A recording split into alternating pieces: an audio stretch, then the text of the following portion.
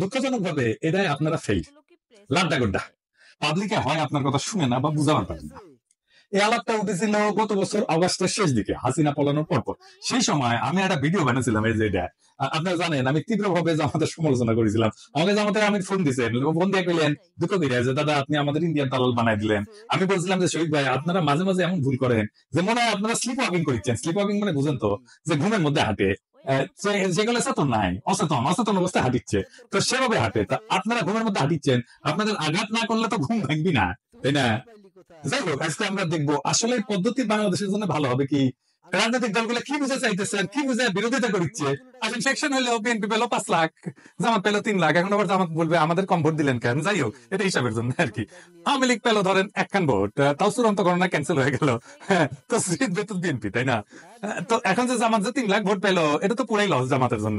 সে বলতেছে না 300 আসনে যত ভোট পড়বে সেই ভোট মোট ভোটের যত শতাংশ, 300 আসনের তত শতাংশ সিট তারা দিতে হবে। তার মানে কোন সিটে আলাদাভাবে যারা জিততেছে না তারা যদি সব মিলায় 1% ভোটও পায় তাইলে তারা 3টা সিট পাবে, বুঝছাও? যদি 0.5% পায় তাইলেও 1টা সিট অন্তত পাবে। ছোট দলের জন্য খারাপ না, সিট বাড়ে এতে। ইউরোপের অনেক দেশের সিস্টেম আছে। তাই ন্যাশনাল পলিটিক্সে ছোট দলের একটা ভয়েস আছে, তাহলে তো ভালোই, তাই না? পশ্চিমে তো অনেক কিছুই আছে রাজনীতিতে, তাই না? আমরা জানি পশ্চিমে সেকুলারিজম আনিছি আমরা, আছে তো, আনিনি কে? পশ্চিমে এলজিবিটি কিউ রাইটস এর ইস্যু আছে, আমাদের দেশের লোকেরা মেনে নিবে? পশ্চিমে মদ খাওয়া, জুয়া, ক্যাসিনো মেনে নিবে, আমাদের দেশে মেনে নিবে না। তার মানে পশ্চিমে আছে, এটা কোনো সাফাই হইতে পারে না। হ্যাঁ, ছোট দলের জন্য এটা ভালো। তা জামাত কি ছোট দল নাকি? এবার মনে করিস যে চিরজীবন সে ছোট দল থাকবে। ওই যে আছে না সেকেন্ড ডিভিশনে খেলা, চিরজীবন সেকেন্ড ডিভিশনে খেলবে জামাত। আজ আমরা দেখবো যে এই ইস্যুটা আমাদের গ্রহণ করা উচিত কিনা, করলে কেন উচিত, না করলে কেন উচিত না।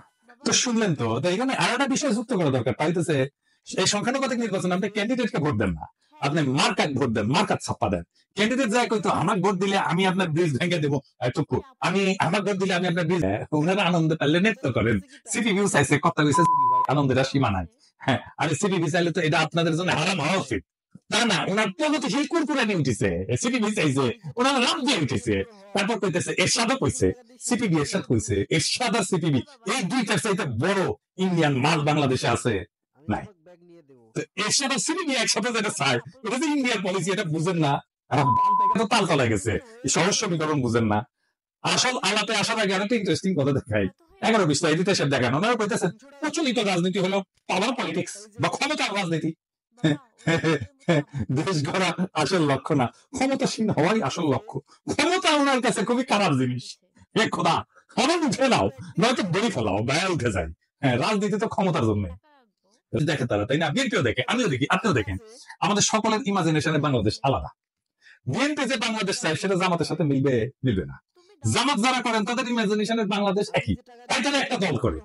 এই ইমাজিনেশনের বাংলাদেশ করতে হলে আপনার রাষ্ট্র ক্ষমতা লাগবে। আপনারা ক্ষমতার জন্য রাজনীতি করেন না। রাজনীতি মানেই ক্ষমতা প্রশ্ন। রাজনীতি হচ্ছে ক্ষমতা সম্পর্কের কৌশলগত ক্ষেত্র।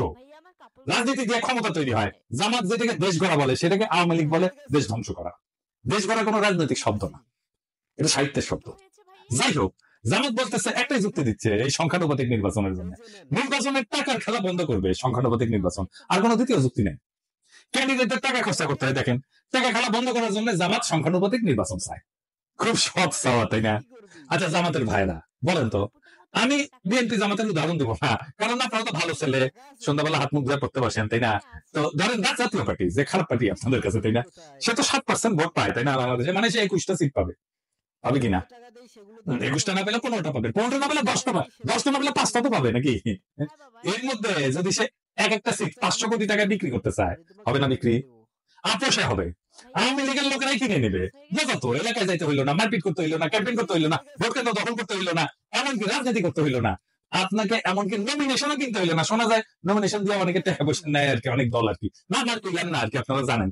আপনার টাকা আছে, আপনার জিতা সিট কিনে নিলেন, নো রিস্ক, হারার কোনো ভয় নাই। ধরেন দল এলাকা ভাগ করে দিল, বললো যে এখন যে সিট আছে ওইভাবে ভাগ করলো।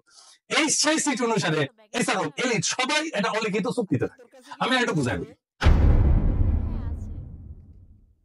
ধরেন রাস্তার ট্র্যাকে চান্দাবাজি, হাটের ইজারা, ছিনতাই, মাস্তানি, ঠিকাদারি, বালু মাহাল, এই সমস্ত জিনিস আছে না যেটি থেকে টাকা পয়সা আসে, এটা একটা ইকোনমি আছে।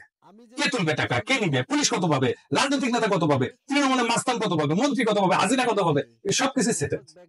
সেই অলিখিত চুক্তি দেয়া, এটি রাজনৈতিক বন্দোবস্ত। এই বন্দোবস্তের পার্ট এমপি। সে খরচা করে, মাসান পালে, কর্মী পালে, পুলিশের সাথে যোগাযোগ রাখে, উকিলের সাথে যোগাযোগ রাখে, স্থানীয় মাফিয়ার উপরে, আন্ডারওয়ার্ল্ডের উপরে নিয়ন্ত্রণ রাখে। এইভাবে এই বন্দোবস্ত টিকে থাকে। হাসিনা চলে যাওয়ার পরে অপরাধ বাড়ছে কেন? কারণ এই আন্ডারওয়ার্ল্ডের উপরে যাদের কার্যকর নিয়ন্ত্রণ ছিল তারা নাই হয়ে গেছে। এখন কেউ সেভাবে কন্ট্রোল করে না, তাই এরা নিয়ন্ত্রণহীনভাবে যা খুশি করতেছে। এইটা ল অ্যান্ড অর্ডার গণহত্যা উস্কায় দেয়। এদেরকে ইহুদি তালেবান বলা হয়। এরা 5 থেকে 6% ভোট পায়, কিন্তু মন্ত্রিসভায় তারা নীতি নির্ধারক। তাদের জন্য সরকার গঠিত হয়, কারণ কেউ সংখ্যাগরিষ্ঠতা পায় না, এবং এরা এই সাপোর্টটা দেয় এবং সরকারের নীতি জিম্মি হয়ে যায় এদের কাছে। ইসরায়েলে কোনো দল একক সংখ্যাগরিষ্ঠতা পায় না। সরকার গঠনের জন্য এই হুলিগানদের সমর্থন লাগে। তারা চুক্তি করে শর্ত দেয় যে আমাদের দাবি যদি না মানো তাহলে সরকার ফেলাই দেবে। নেতানিয়াহু বাধ্য, তাকে বিচার বিভাগ ভেঙে দিতে হয়েছে এদেরকে সন্তুষ্ট করার জন্য। এই বিচার সংস্কার ইস্যুতে 2023 সালে ইসরায়েল জুড়ে ইতিহাসের সবচেয়ে বড় গণবিক্ষোভ হয়েছে। এই এদেরই নেতা এই বেঙ্গাভির আল-আকসায় যায় বলছে আরবদের সরাও, এটা আমাদের। এটার ফলে কিন্তু হামাস রকেট ছড়ে, তারপরে যুদ্ধ শুরু হয়, বুঝেছেন? এবং মন্ত্রিসভায় যারা যারা আছে এই যে এই ছোট দলগুলা হুলিগানদের, তারা বলছে গাজায় জনসংখ্যা কমাও, পানি বিদ্যুৎ বন্ধ করো, বোমা দিয়ে তাদেরকে ছারখার করে দাও। এই যুদ্ধ ছিল ধর্মীয় প্রতিশোধে পরিচালিত গণহত্যা, এবং এই গণহত্যা করছে এই সংখ্যানুপাতিক নির্বাচনে ফাঁক গলিয়া ঢুকে গেছে যারা, তারা। বাংলাদেশে একই ধরনের ঘটনা ঘটবে। এমনকি ইরান যুদ্ধে রাজনীতিকে বানানো হয়েছে ধর্মীয় জিহাদ। এই ওরজেমা ইহুদির এরা বারবার বলছে ইরানকে সরাসরি আক্রমণ করো। এই যুদ্ধকে তারা বলছে জুইস ডেস্টিনি। কূটনীতি, আন্তর্জাতিক আইন, আঞ্চলিক স্থিতিশীলতা সব ফালতু, শুধু যুদ্ধ, আগুন আর দখল চাই এদের জন্য। এবং এই প্রপোর্শনাল রিপ্রেজেন্টেশন সংখ্যানুপাতিক নির্বাচনের জন্য ইসরায়েল এখন একটা চরমপন্থীদের রাষ্ট্র হয়ে গেছে, যেখানে 5% উন্মাদ একটা দেশের 95% ভবিষ্যৎ নিয়ন্ত্রণ করে। ইসরায়েল আজকে প্রমাণ যে সংখ্যাগত সমতা মানে রাজনৈতিক সুস্থতা না, প্রপোর্শনাল রিপ্রেজেন্টেশন মানে ক্ষমতা বিকেন্দ্রীকরণ না, জনগণের ক্ষমতা আর না, অনেক সময় চরমপন্থার কেন্দ্রীভবন হয়। আপনারা রাজনীতিতে আপনার কল্পনার ইমেজ আবার দেখবো, তা তো না। ইসরায়েলের মতো রাষ্ট্র চরমপন্থার হাতে কুক্ষিগত হয়ে গেছে এই সিস্টেমের কারণে। বেলজিয়ামের মতো রাষ্ট্র বিভক্ত হয়ে যাইতেছে ভাষার দাঙ্গায়। বাংলাদেশকে নিয়ে কি সেই পথে হাঁটতে চান?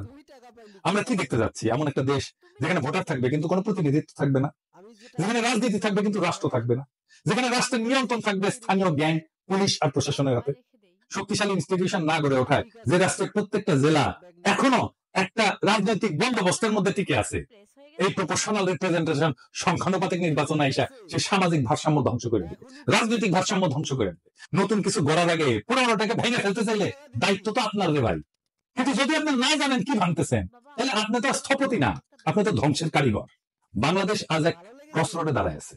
কিছু দলের ভুল সিদ্ধান্ত, কিছু বুদ্ধিজীবীর নির্বোধ গুগলি, আর কিছু বিদেশি থিঙ্ক ট্যাঙ্কের ঠাইসা দেওয়া এক্সপেরিমেন্ট, এসব মিলে আজ রাষ্ট্র এক ভয়ঙ্কর জুয়া খেলায় ঢুকে পড়ছে।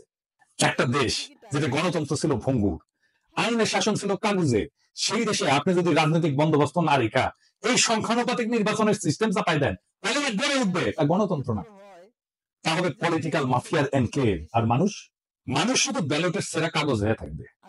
আমরা কি একটা রক্তাক্ত বিপ্লবের পরে এমন একটা পরিণতি চাইছিলাম? বিচারের ভার আজকে আপনাদের উপরে দিলাম।